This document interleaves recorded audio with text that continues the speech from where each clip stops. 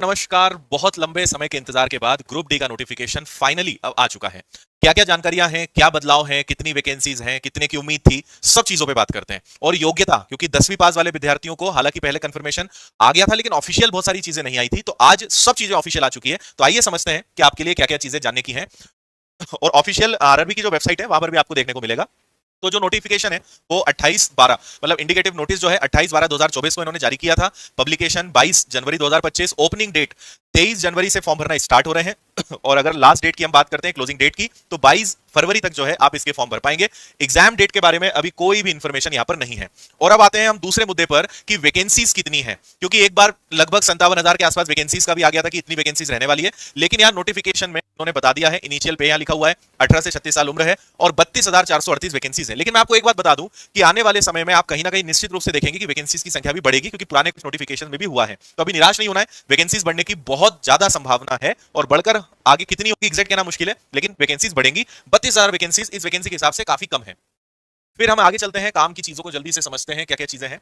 Process में आपको पूरी बताऊंगा। सबसे इंपॉर्टेंट जो बहुत सारे बच्चे जानना चाह रहे थे कि टोटल जो है क्वालिफिकेशन क्या रहेगी, तो 10वीं पास बच्चे यहां पे अब निश्चिंत रह सकते हैं। अगर आईटीआई नहीं भी है तो भी आप केवल 10वीं आपने पास किया है, या सिर्फ आपके पास आईटीआई है, या इसके इक्विवेलेंट कोई भी अगर क्वालिफिकेशन है तो आप फॉर्म भर सकते हैं। तो कोई आईटीआई की यहाँ पे अब कंपलसरी नहीं है, सिर्फ 10वीं पास अगर आप हैं तो इसका फॉर्म आप भर पाएंगे। ठीक है, क्वालिफिकेशन मैंने बता दी है, 22 फरवरी 2025 तक आपका क्वालिफिकेशन कंप्लीट हो जाना चाहिए। एज इन जनरल 18 से 33 रहती है, लेकिन 18 से 36 की गई है। कैटेगरी वाइज रिलैक्सेशन और अलग है। कोविड के कारण यहाँ पे 3 साल का एक्स्ट्रा रिलैक्सेशन मिला है। बाकी OBC, non creamy layer 3 years, ST SC को 5 इयर्स, जो एक सर्विसमैन है उनके लिए यहाँ पे और ज्यादा सुविधाएं रहेंगी, एज रिलैक्सेशन रहेगा। ठीक है, ये सब चीजें हमने यहाँ पे समझ ली है कि किसकी क्या तारीख तक यहाँ पे रहने वाला है।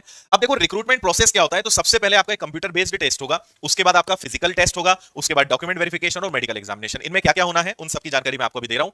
कंप्यूटर बेस्ड जो टेस्ट है इसमें साइंस के 25 सवाल, मैथ्स के 25 सवाल, रीजनिंग के 30 सवाल, जनरल अवेयरनेस और करंट अफेयर्स के 20 सवाल, ऐसे टोटल 100 क्वेश्चन रहेंगे। 90 नंबर का आपका 90 नंबर का पेपर रहने वाला है, और सॉरी 90 मिनट्स का आपका पेपर रहने वाला है, और 1/3 की नेगेटिव मार्किंग आपकी रहेगी। तो 100 क्वेश्चन है, 90 मिनट का समय है, और रेलवे के हर एग्जाम में 1/3 नेगेटिव मार्किंग होती है। तो कुल मिला के वही 4 विषय आपको पढ़ने हैं, मैथ्स, रीजनिंग, जीएस और साइंस। टोटल 100 क्वेश्चंस आपको इनके देखने को मिलने वाले हैं। अब सिलेबस हम आपको बता देते हैं, लेकिन सिलेबस पे अलग से भी हम वीडियो जारी कर देंगे। इन्होंने जो दिया है, मैथ्स मतलब सब कुछ आएगा, अरिथमेटिक एडवांस पूरा आएगा, रीजनिंग कंप्लीट है, साइंस में फिजिक्स, केमिस्ट्री, बायो आपको पूरा पढ़ना है, जनरल अवेयरनेस में history, geography, polity, economics, current affairs, static GK सब कुछ आपको पढ़ना है। तो ये इन्होंने बहुत शॉर्ट में दिया है। मैं एक अलग से वीडियो लेकर आऊंगा जिसमें आपको टॉपिक वाइज पूरा बताऊंगा कि किस सब्जेक्ट में क्या टॉपिक्स पढ़ने हैं और किन टॉपिक से लास्ट ईयर क्वेश्चन ज्यादा आए थे, कौन से महत्वपूर्ण है। बहुत अच्छा एनालिसिस हम हर एग्जाम का देते हैं, इसके लिए भी लेकर आएंगे, तो वो वीडियो आप जरूर देखिएगा। अब आते हैं मेडिकल स्टैंडर्ड्स पे। इसमें यही बहुत इंपॉर्टेंट है, क्योंकि पोस्ट के हिसाब से आपको मेडिकल स्टैंडर्ड पे ध्यान देना होता है। A2 होता है, A3 होता है। मेडिकल को अभी समझाना थोड़ा सा ज्यादा टाइम टेकिंग है, क्योंकि इस पर मैं अलग से वीडियो बना चुका हूं कि A2, B2, C1, C2 क्या होते हैं। उसकी लिंक डिस्क्रिप्शन में लगवा देंगे, आप उस वीडियो को देख लेना, ये सब बताया हुआ है। लेकिन आप कोई भी अभी एक चार्ट में आपको दिखाऊंगा कि किस पोस्ट के लिए कौन सा मेडिकल स्टैंडर्ड होना चाहिए। उसकी एक क्राइटेरिया यहां पर है कि कौन चश्मा पहन सकता है, अगर चश्मा लगा है तो कहां तक अलाउ है नंबर, ये सब यहां पे पूरे इसके रूल्स होते हैं। ठीक है, अब हम बात करते हैं कि जब आपका पहला कंप्यूटर बेस्ड टेस्ट हो जाएगा, उसके बाद आपका जो फिजिकल टेस्ट रहेगा, तो अगर लड़कों की बात करते हैं तो दो कंडीशंस होती है। 35 किलो का वजन 100 मीटर तक आपको लेकर चलना है 2 मिनट के अंदर। इसके बाद 1000 मीटर की रनिंग जो 4 मिनट 15 सेकंड में करना है। दोनों चीजें आपको करनी है। लड़कियों के लिए 20 किलो का वजन 100 मीटर 2 मिनट में आपको लेकर चलना है, और 1000 मीटर की वही रनिंग 5 मिनट 40 सेकंड में करना है। ये सभी के लिए कंपलसरी है, लेकिन ये क्वालिफाइंग है, इसके कोई मार्क्स नहीं होते हैं। इसके बाद आपका डॉक्यूमेंट वेरिफिकेशन, मेडिकल एग्जामिनेशन हो जाएगा, सारी चीजें हो जाएंगी। अब एक सवाल आपके मन में आ सकता है कि सर एग्जाम की डेट क्या हो सकती है, क्योंकि जनवरी में तो नोटिफिकेशन आया है, अभी आरपीएफ कांस्टेबल का, एनटीपीसी का बचा हुआ है। आप मानकर चलिए कि अगले 5 से 6 महीने इसका एग्जाम नहीं होना है, कम से कम मैं बता रहा हूं जून जुलाई तक तो आप मान के चलिए कि इसका एग्जाम हो ही नहीं सकता, क्योंकि रेलवे के ऑलरेडी बहुत सारे काम पेंडिंग है। तो अगर आप अभी से एकदम जीरो लेवल से भी तैयारी करने का डिसीजन लेते हैं तो मैं आपको बिल्कुल हाँ कहूंगा, क्योंकि आप बहुत अच्छी तैयारी अभी से कर सकते हो। 5 से 6 महीने आपको मिनिमम मिल रहे हैं, और इसमें जो सिलेबस और सब्जेक्ट है 5-6 महीने सफिशिएंट है, आराम से आप शानदार तैयारी कर सकते हो।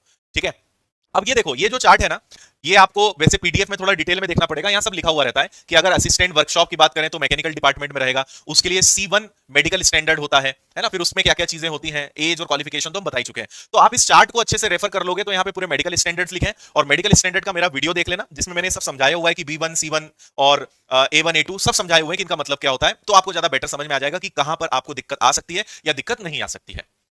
इसके बाद अलग अलग इन्होंने, ये तो खैर वही चार्ट है, आगे बहुत सारी वैकेंसीज का है, और इसमें पूरी वैकेंसीज इन्होंने जोन वाइज दी है। जैसे अगर मुंबई वेस्टर्न जोन की बात करते हैं मुंबई की, तो इन्होंने यहाँ पे पूरा बताया है कि टोटल इनके जोन में कितनी वैकेंसीज है ना। तो टोटल अगर देखा जाए तो 4672 वैकेंसीज मुंबई जोन में है। ठीक है, जयपुर जोन में आप देखेंगे 1433 वैकेंसीज हैं। इसके बाद हुबली में टोटल 503 ही वैकेंसीज हैं। जबलपुर के अंदर 1614 वैकेंसीज हैं, भुवनेश्वर के अंदर 964 वैकेंसीज हैं, बिलासपुर के अंदर 1337 वैकेंसीज हैं, नई दिल्ली के अंदर 4785 वैकेंसीज हैं, चेन्नई में 2694 है, गोरखपुर में 1370 वैकेंसीज हैं, गुवाहाटी में 2048 वैकेंसीज, कोलकाता में 1817 वैकेंसीज, मुंबई 3244, शायद ये कुछ अलग है ना, ये हम बता चुके हैं। और हाजीपुर जो है 1251 आ गया है, प्रयागराज 2020 वैकेंसीज है, कोलकाता 1044, सिकंदराबाद, ये सारी चीजें रहेंगी भाई।